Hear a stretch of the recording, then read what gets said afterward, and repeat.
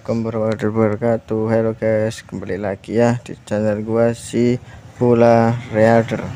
Oke guys, di video kali ini sebelum kita membahas hal lainnya, jangan lupa like, komen, dan subscribe ya guys ya. Dan jangan lupa untuk komen like novel yang ingin kalian bahas, dan langsung saja kita menuju ke videonya aja guys ya. Let's go.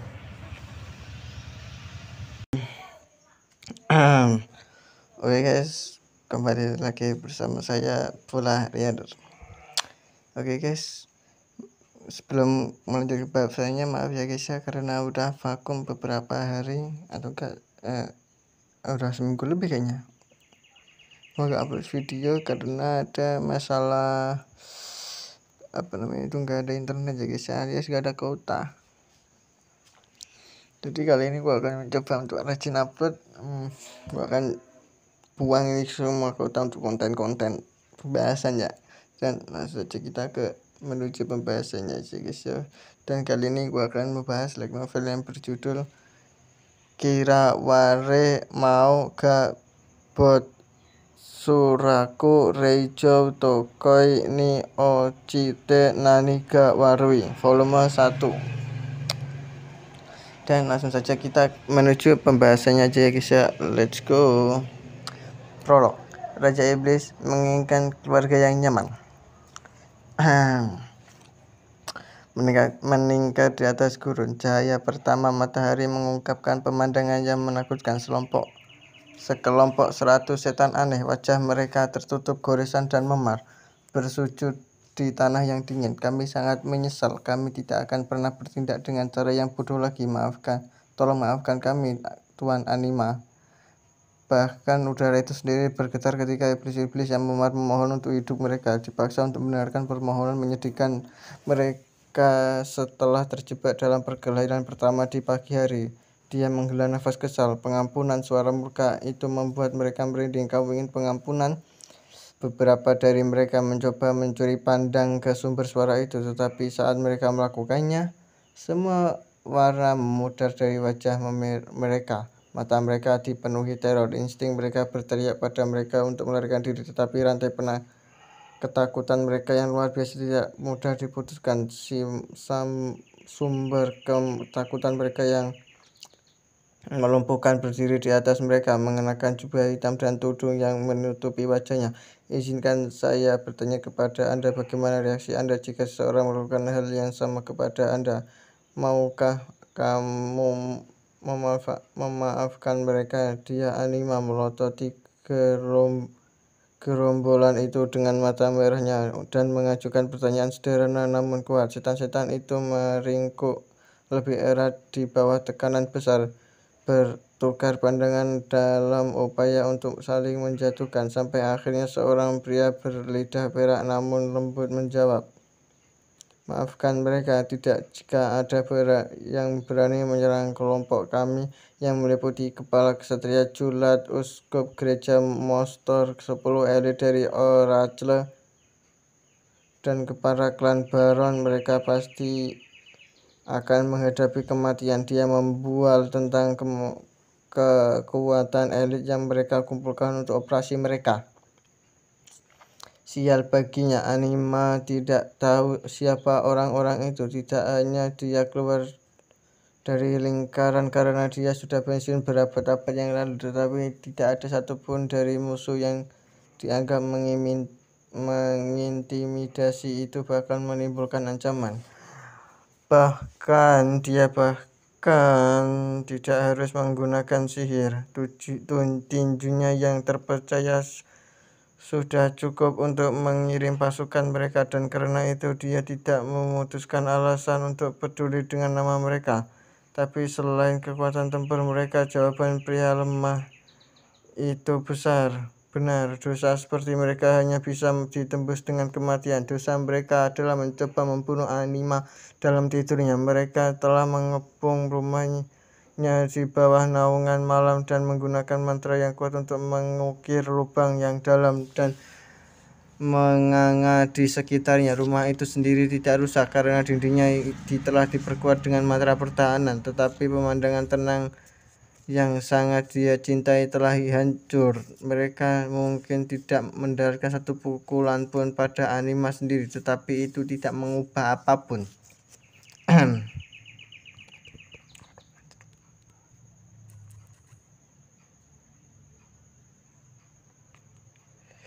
Kami datang ke sini untuk membunuhmu, kata Anima.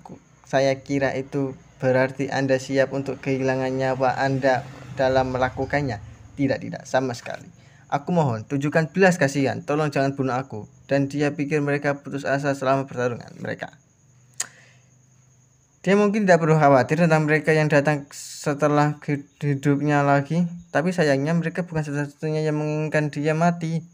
Bagaimanapun, dia adalah iblis yang paling jahat dan memiliki kekuatan legenda. Bahkan ada banyak pahlawan wannabe setelah kepalanya setara untuk kursus. Beberapa akan menantangnya sendirian, yang lain akan mengumpulkan seluruh pasukan, beberapa akan menyerang di siang hari bolong, yang lain akan menunggu sampai larut malam. Terlepas dari metode mereka, bagaimanapun semua yang berani menentangnya memiliki harapan yang hancur. Tak satu pun dari mereka bahkan memiliki kekuatan yang cukup untuk melototi kukunya, apalagi membunuhnya.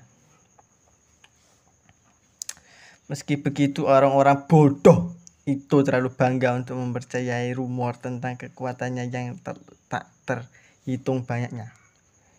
Ini hanyalah hari lain dia harus mengejar sekelompok orang bodoh itu tentang kebenaran dunia yang keras. Aku bisa saja mengirimmu ke kuburanmu kapan saja selama pertarungan kita. Anima berkata tanpa basa-basi, namun aku menahan banyak mungkin. Menurutmu kenapa bisa begitu? Karena kamu menikmati menyiksa kurbanmu secara perlahan dan menyeluruh. Anima mengerutkan alisnya, bahkan tidak dekat. Dengar, kau punya keluarga, bukan? Itulah alasan saya menahan diri. Jika Anda jatuh di sini, keluarga Anda akan berduka. Mereka semua tampaknya berasal dari kelompok organisasi yang berbeda. Bahkan jika beberapa dari mereka tidak memiliki keluarga, mereka pasti memiliki teman yang menunggu mereka di rumah. Sebagai seorang yang terlalu akrab dengan rasa sakit kesepian yang menyiksa, Anima tidak bisa memaksa dirinya untuk membunuh mereka. Jika dia melakukannya, dia akan menghukum orang lain atas nasibnya. Kemudian lagi dia akan dengan cepat berubah pikiran ketika berhadapan dengan musuh yang lebih sial. Sekarang pergi, pulanglah sebelum aku berubah pikiran. Henshin. Pikirannya bisa berubah jadi Henshin gak sih? Keinginan mereka hancur, mereka berserakan seperti sekelompok bayi laba-laba. Anima melihat mereka tumbuh semakin kecil dengan tatapan kesepian. Mengapa orang biadab pengecut yang menyelinap pada orang lain dan menyerang mereka dengan sihir kekerasan memiliki teman dan keluarga sementara dia sendirian? Anima menanyakan pertanyaan ini kepada dirinya sendiri berkali-kali, dan dia selalu mencapai kesimpulan yang sama. Karena menyebut namanya saja sudah menimbulkan ketakutan di hati orang-orang. Ini semua salah bajingan itu. Anima mengerutu pada dirinya sendiri. Bajingan itu adalah ayahnya yang gila wanita. Dia membuat harem banyak selir, dan mereka memberinya keturunan keturunan yang tak terhingga jumlahnya. Keluarganya begitu besar sehingga dia berharap memiliki setidaknya satu orang yang bisa dia sebut sebagai teman. Wow. Ayahnya yang gila wanita, man. Bro, what the fuck anjing. Bro, saudara tiri lu banyak anjir.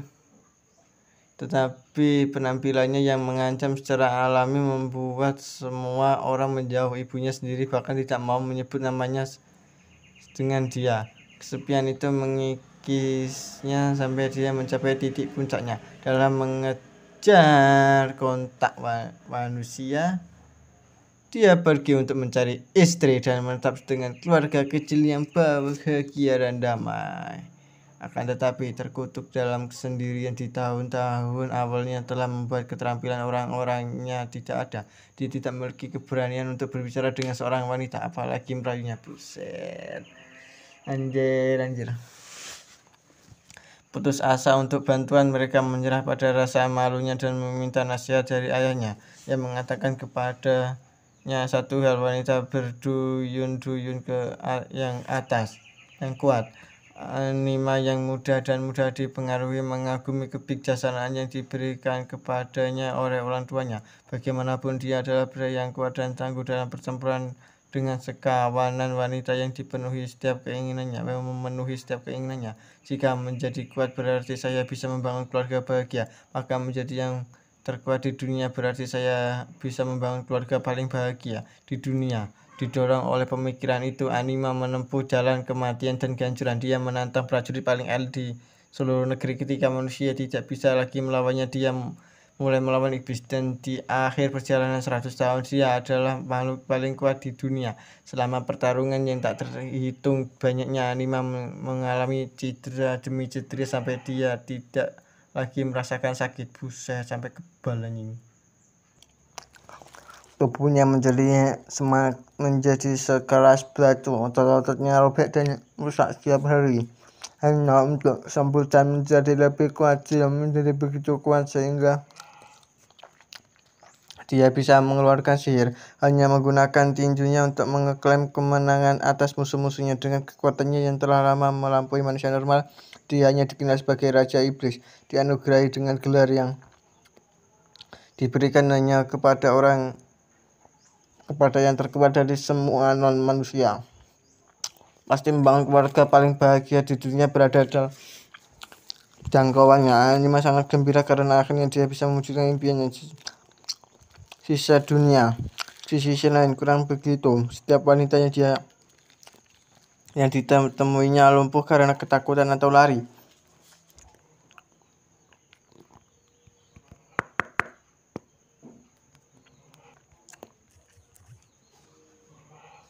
Sambil berteriak, tidak peduli sudut dunia mana yang dia kunjungi, tidak peduli negara mana yang dia lewati, wanita tidak umat manusia sendiri takut akan keberadaannya. Bagi mereka, Raja Iblis bukanlah gelar yang diberikan kepada orang yang memerintah para iblis, tetapi pemimpin dari binatang buas yang menyerang mereka. Kisah-kisah suram dan desas-desus yang menghantui tentang pertempuran Anima menyebar jauh dan luas. Namanya menjadi identik dengan kematian dan kehancuran.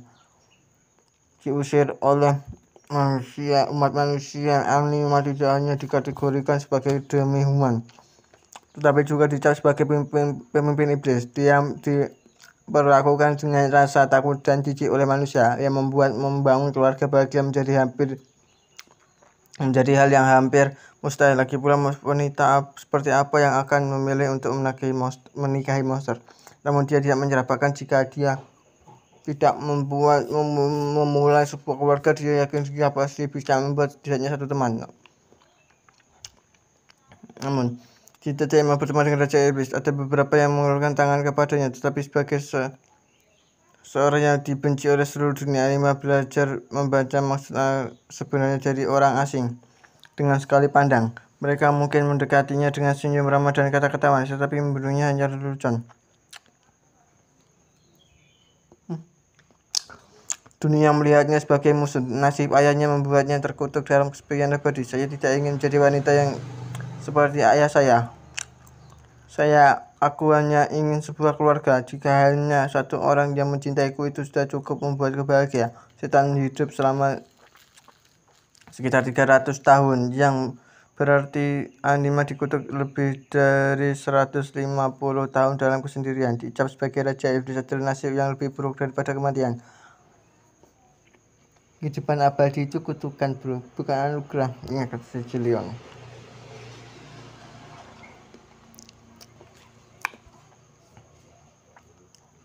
Tetapi itu juga datang dengan satu dampak besar lagi. Memiliki orang yang dicintai di sisinya berarti mereka juga mendukung kehancuran umat manusia. Rekannya akan dihukum dengan cara yang sama seperti dia. Mereka akan diserang setiap hari, diperlakukan seperti monster kemanapun mereka pergi. Kemungkinan siapapun yang dengan sengaja mengambil resiko jatuh cinta padanya praktis nol. Secerah harapan akhir Anima untuk menemukan cinta terkikis oleh pikiran gelap yang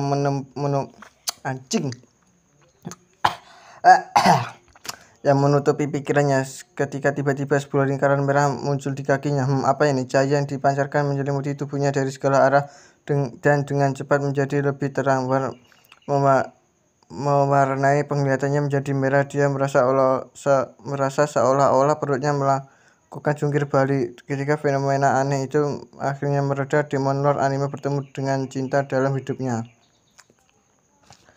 Oke, untuk ini dulu guys untuk pembahasan prolognya, dan sampai jumpa di lain video ya guys ya. Bye bye.